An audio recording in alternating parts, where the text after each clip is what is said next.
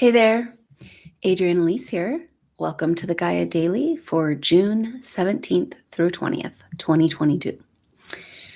Wow, what powerful energy as we're coming off of that Sagittarius full moon that happened early this week. A huge explosion of fire energy, creation energy that we haven't had in a while. And yet we've got some tension and some squares and some challenging energies. Of course, here we are again with the juxtaposition of Mercury coming out of retrograde shadow in Gemini, back in Gemini, this huge desire to express our truth. And yet in square to Vesta, asteroid goddess of sacred path and purpose, the sacred fires, passion, right? And it's kind of saying, yeah, sure, you know, it's been a long time, lifetimes perhaps, since you've been able to fully express in the world who you are. But that might mean we need a little rearranging, right? Because Vesta is in Pisces, the early degrees of Pisces. And so there's a really dynamic energy going on right now because Jupiter, Mercury, now back in Gemini, is coming into a sextile with Jupiter. And this will be exact for the solstice coming up early next week. And so this Jupiter and Mercury is super dynamic and in a sextile. So Mercury's just gaining that momentum in coming out of retrograde shadow. And a lot of this kind of huge energy with the Aries explosion of Jupiter and Mars in Aries, and Chiron, it's like, oh, I want to live. I got to grab a hold of it. I got to do it. Nothing can stop me now. Get out of my way, you know, and Mercury direct. But then we've got these squares. So we've got this huge energy of expanding into our life force and claiming back really living with Jupiter and Aries.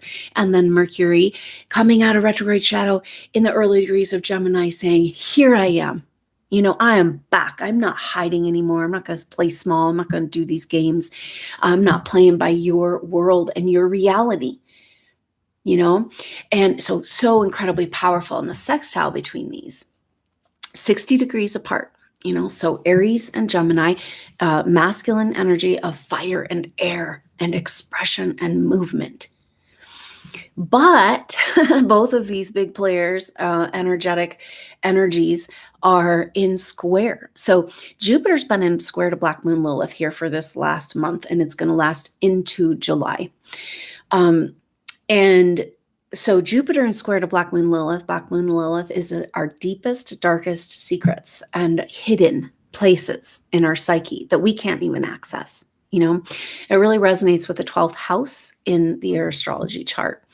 But Black Moon Lilith in your chart will show you where are the deepest recesses of your subconscious that you haven't been able to access that are still controlling your reality. And in Cancer, it's about nurturing and receiving, the mother, the connection, the love, the movement of the primordial waters and creation energy from the beginning, the source of creation.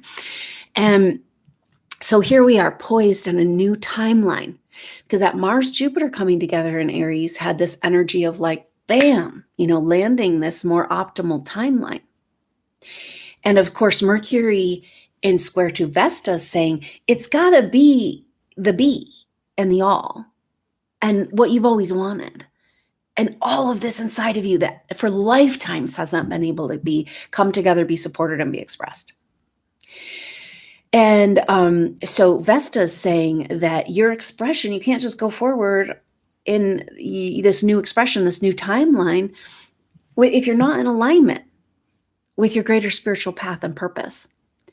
And that's where we get really into a trap because our path and purpose for lifetimes has been about accomplishing something in this world, playing a role, playing a part.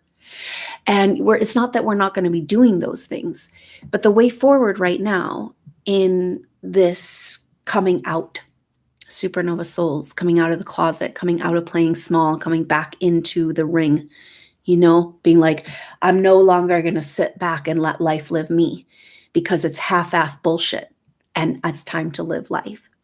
But Vesta in Pisces saying, this is about spiritual service.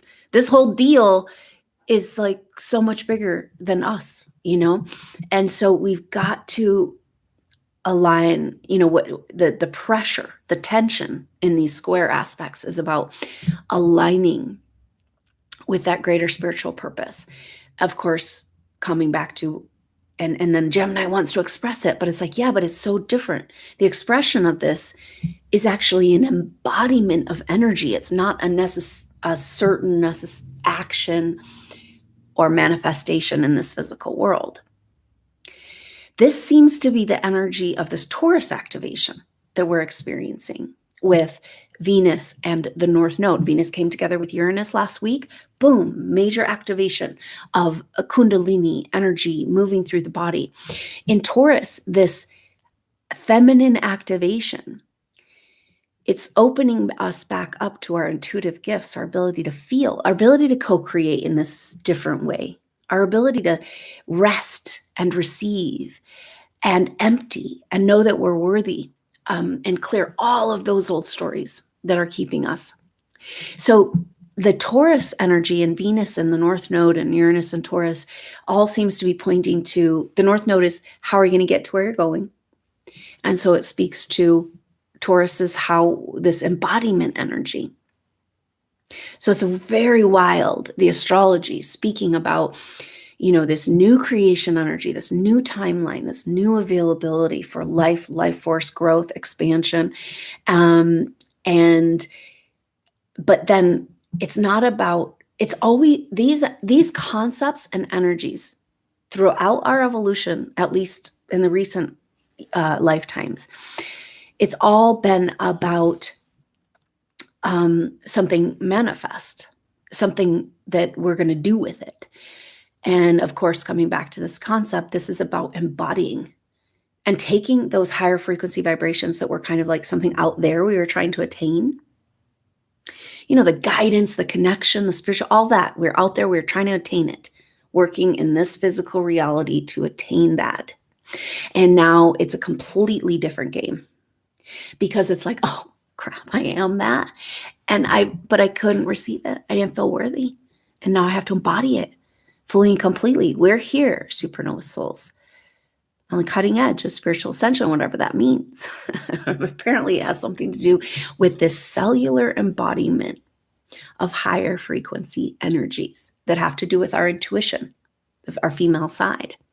And indeed, back in ancient times, this is what we were working with. This is free energy, the energy of the universe. It's invisible, it's intuitive, it's creative, it's creation, it's potential. Everything that has any true value in this world, I mean, we're talking value, not monetary, physical, build up those dollars and toys, right? Anything that has actual value on a soul spiritual level in this world is invisible. And that's you. That's everything you stood for. And yet it's like it doesn't even exist and doesn't even matter. And yet it's the most important thing, like nurturing. Humanity, studies again and again have proven that without like the appropriate, very, demanding, that the human infant needs so much care and love. And without those basic things of love, connection, warmth, affection, cannot thrive. And it's like the lowest value. All of our caring professions, are the least valued in our world. And it's actually the most valuable and the only thing that's really valuable, So we're having a complete rearranging of our relationship to reality and the physical world. That's part of this Uranus and Taurus too. So we're like embodying these energies, not something out there, but something that is inside of us that we can access, our own abundance, right? So that's the Jupiter, Black Moon, Lilith energy. Jupiter's like, finally some fire, finally this creation, finally this spirit is moving in me again. And Black Moon Lilith in square in Taurus and in Cancer is saying, oh, not so fast, Like, you sure you can just crack open your heart and your life to let this love in that's your own abundance? Like, we've been so closed down. We've been so protected. And you can just see this in our narcissistic personal relationships. You know, nobody wants to be vulnerable. And yet Brené Brown, you know, she found in her social research that our vulnerability is our greatest strength. For true happiness, people who are actually really happy, they take chances. They're vulnerable. They show their weaknesses. They put themselves out on the line. And supernova souls have been so wounded and so betrayed and so abandoned and have felt so alone and disconnected from your people, your path, you know. And so it's really hard to come back into, of course, supernova souls. I don't know one that hasn't been like, where's my people? Where's my partner? Where's my community? Where, you know, what's going on here? And even at a sense, like when I first started doing this work, almost like that doesn't even exist for supernova souls. It was like we all had our own psychic quarantine. And we're breaking through this. And it's very, very powerful. But, you know, it makes me think of this whole game in relationships where it's like, if you really like somebody, you have to pretend you don't like them. And as soon as somebody comes towards you, opens to you, you better pull back and withhold, because that's how you keep your power. We're never going to get anywhere in that paradigm.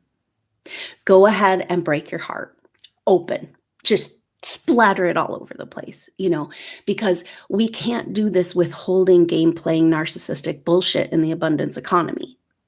We are full beings with this access to creation energy on a cellular level beyond what regular humanity can do right now. We're here to show them, and we can't do that with a blocked, closed heart, you know?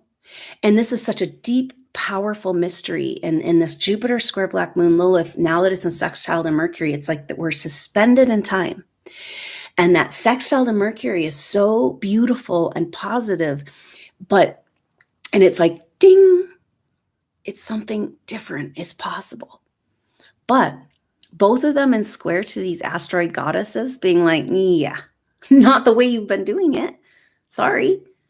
You can't just go connect into your soul group and soulmate and deep, profound love and experience, you know, while you have a cold, frozen, broken, walled up heart.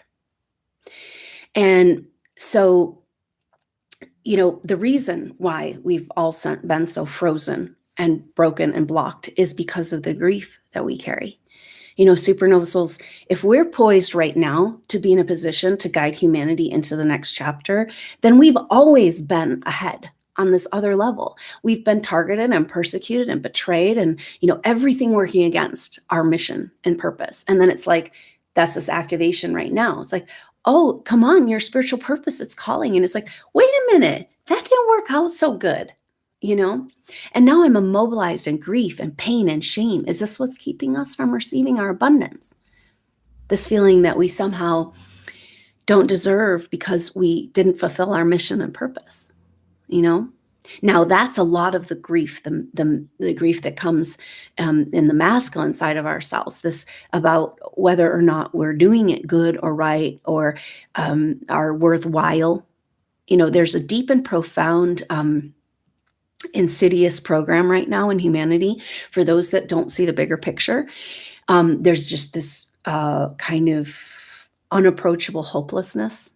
And it's like this hopelessness energy is, it's contrived and it's bullshit, but it lives in us because we've been living this for lifetimes of like, oh no, you don't you dare try to bring the light and hope and love and healing to the earth. So, you know, this whole set of astrology is just so dynamic and it's pushing us to the edge. And I feel that this Mercury, Jupiter at 6 degrees, Mercury in Gemini coming up to 6 degrees, Jupiter at 6 degrees, and then Black Moon Lilith and Vesta also at 6 degrees in their signs. And it's a super dynamic energy, but we're poised kind of on the edge. And it's almost rough. It's like, I'm feeling it. It's coming back. I'm going. And then it's like, now what? What do I do? How do I even How can I, so it's all this forward motion finally coming, but we can't move forward in the old way. I know it's the same old story, but this is like, we're really getting down to it.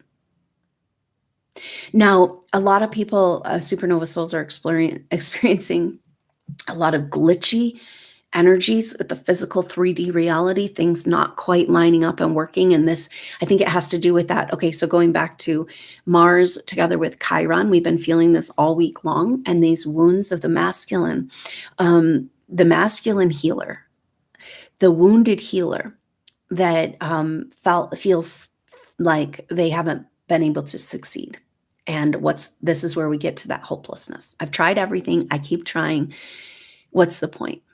And a lot of humanity is feeling this way right now.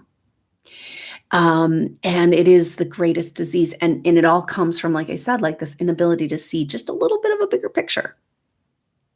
They want us here. They want us down here. They want us hopeless in this place of like, there's nothing you can do about it.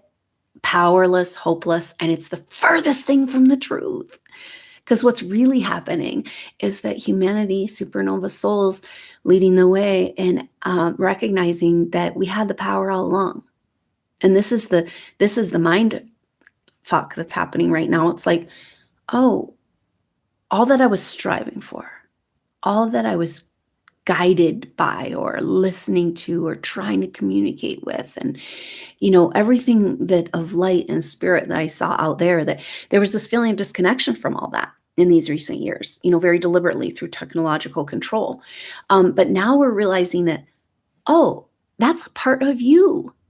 It's never been separate, and this is the hump we need to get over, because if we're trying to go to these depths of these dark places of grief and hidden stuff in our psyche that's keeping us from being able to receive,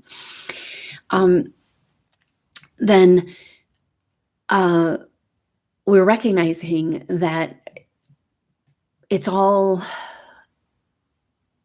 everything that we've lived up to this point is based on a lie in our own psyche and reality as supernova souls. As far as like the belief systems that we're nothing and worthless and, less than nothing, it's a lot of how the self-worth issues that a lot of supernova souls feel. But if you think about it, it's like self-worth, low confidence, all that stuff. Those are ego issues. It's not who you really are. It's just a feeling you're experiencing. And if you are that child of God with direct access to creation energy, then you can't deserve it or not deserve it. It's yours by birthright. That's why we've got to go deep into the deepest recesses of our trauma programming and whatever's left that we haven't been able to address, because it's the last bit of what's keeping you from receiving this abundance. And how in the world can supernova souls come out of the closet, come into their power, and come into the leaders that they are, to demonstrate and inspire humanity? How can you do that if you don't receive your own abundance? Then you're living a lie. We've all been living total lies.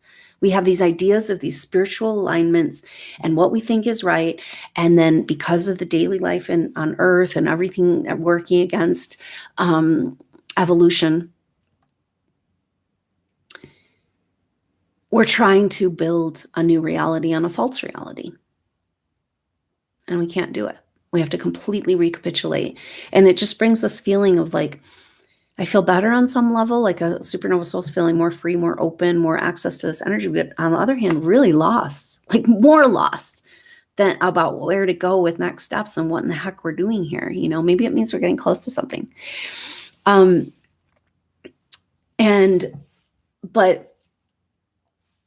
our work right now, everything is saying, hey, you got it. You got to own it. You got to step into it.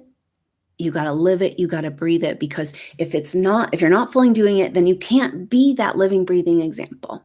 You got to walk the talk and fully embody the potential of what supernova souls have to offer. And as I said that word potential, I could feel this kind of anxiety coming up, because we can't have these activating energies without some sort of anxiety. It just kind of goes along with it, because a big part that's kept this whole evolution from going forward has to do with fear programming, to keep us from these higher energies, from these Kundalini energies. This is one way to describe it.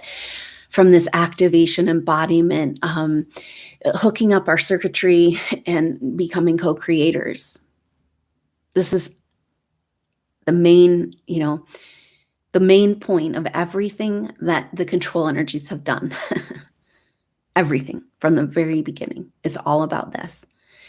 And now it's almost like we have a mechanism in there that's keeping like an implant, keeping our right, left brain, our pineal gland from fully blooming in this intuitive thinking, and our activation.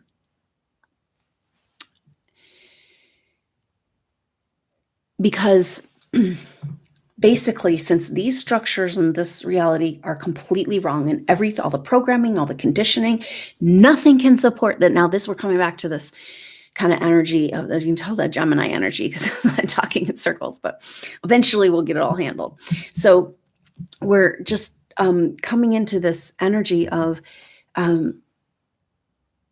okay, so a lot of supernova souls are feeling this feeling of like glitchy, like this is often happens with Mercury retrograde and Saturn transits, and we had Mercury square Saturn, but this is the longest Mercury retrograde coming out of shadow energy taking to resolve. It's the longest time I've ever seen this energy to take to resolve. And it kind of validates that we are having an opportunity to jump and land and own a new timeline. But it's almost like, I've talked about this in the last video, like where you're executing an action, but by the time you move through the steps, the timeline that was supporting that original plan is no longer there. And then it disintegrates and falls apart. And it's hard not to be like, to take it personally, like, oh, what am I doing wrong? And everything's working against me. And what is the point? What am I even doing here? Because it's bringing up all of that grief from all these past lives where you just busted butt so hard every lifetime to try to bring the good and the light and the true. And now we're just living in this fake upside down world where nothing makes sense, and it's zombie land.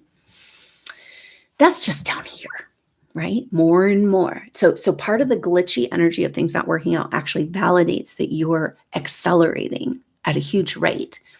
And so we have to pull back, and we have to pause, and we have to stop, and we have to reevaluate. We have to kind of set our intention that our new path forward is in alignment and being buoyed by the higher frequency vibrations. And because we literally can't play in that sandbox anymore. And I think that's the glitchy energy. It's kind of like showing you where you're trying to push in the old way in 3D. And it's kind of like, hold on. You're co-creating now. You got a whole team. I know it feels like you've been alone for so long, but we're opening back up to a team of energy, each other here in person, in this form, person to person interaction.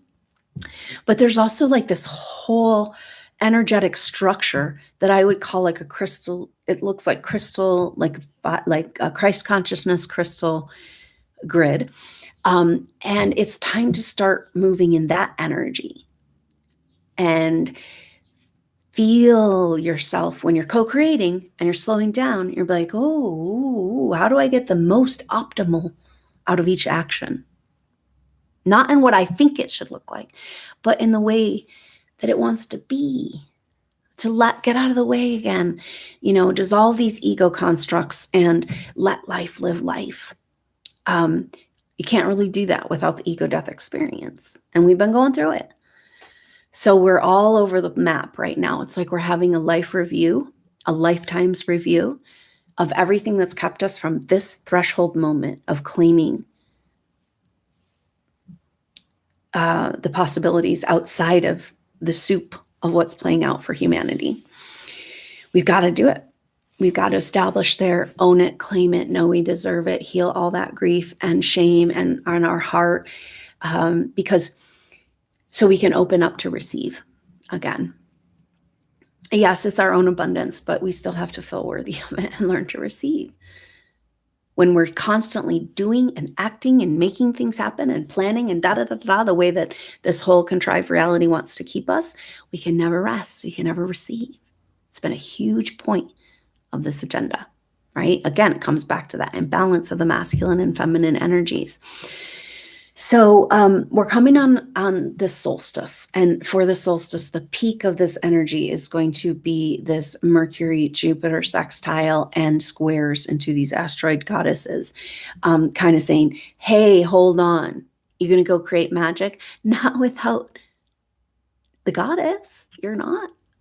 And why won't you let her back into your heart? We talked about this, like the pained masculine in us that doesn't feel worthy, that didn't do it right, that didn't get respected and honored, and so what's the point of putting forth any more effort, and then that masculine falling back in love with the goddess and being like, this is so beautiful, the potential, the growth, the energy this time of year in the northern hemisphere, you can really feel it taking off. And then that falling back in love allows that masculine to build that new world and to hold these new structures. And the feminine is getting activated, and that vibrational activation on a cellular level is just cracking, breaking, and dissolving all that low self-worth stuff. And so that she can fall back in love and feel supported, so that she can rest and receive, so she can be that fountain of abundant energy for all to draw from. And this is coming back to the garden, and it happens on our intuitive, literally right brain, left brain consciousness, coming back into our heart consciousness, breaking down those walls, allowing ourselves to be vulnerable. Excuse me, moving forward in new directions. So this is the energy of this solstice. It's this precipice moment, this new timeline. And it all has to do with claiming our role, our right, our greater spiritual purpose as those that inspire, as those that have given themselves full permission to embody and experience life. Excuse me, in order to show the way for humanity. So here we are. I hope you'll consider joining the Soul Group Session. So what's a Soul Group Session? A Soul Group Session is a group intuitive session for SuperNova Souls. It's an energy of looking at shared past life pictures. Even though SuperNova Souls have felt so isolated and so alone, actually we came in groups, very powerful soul groups, and nothing can stop you from coming back together. But we felt completely blocked in that area. And that's the point of these events, is to bring us back energetically and to begin to build these pathways to come back together in person. Excuse me. To really do the work we came here to do, to get together, to get going on the projects that we came here to do. Ironically, we can't get going and really move, and we're all feeling the energy towards this, but until we recapitulate, reevaluate, and readjust and break down all this conditioning so that we can move forward in a completely new way. And it's kind of like, oh, here you go. Here's the energy to move. And the astrology is like, yeah, haha. Are you really ready? It feels like this eclipse season to the next eclipse season, very powerful energies of preparation to really be ready to fly when Jupiter comes back into Aries in December. So this Soul Group Session is an opportunity to look at shared past life pictures and find those shared energies that help us get contractual clearings, timeline alignment, soul retrieval work, ancestral clearings and healings, clarity on your direction. And so I hope you can come together for this Solstice Soul Group Session opportunity to do this, take advantage of this time and set this vibration, strengthen the supernova field, and connect in this way. So the Soul Group Session is going to be, the actual solstice is early in the morning on Tuesday.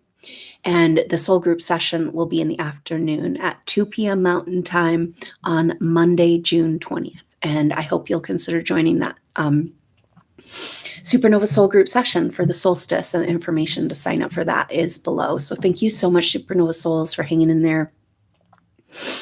Remember, we're going through this lifetimes review all so that we can move into that next place.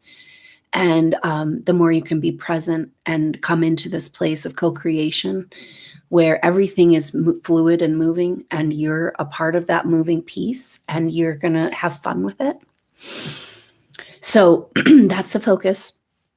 And so everything that's in the way of that leap is what's coming up for us. So thank you so much for being here. And thank you so much for going through all you've gone through to be here for humanity on the planet right now. I'm so honored to work with you. And I look forward to seeing you soon at that solstice event or the next update. Until then, I'm Adrienne Elise. Namaste.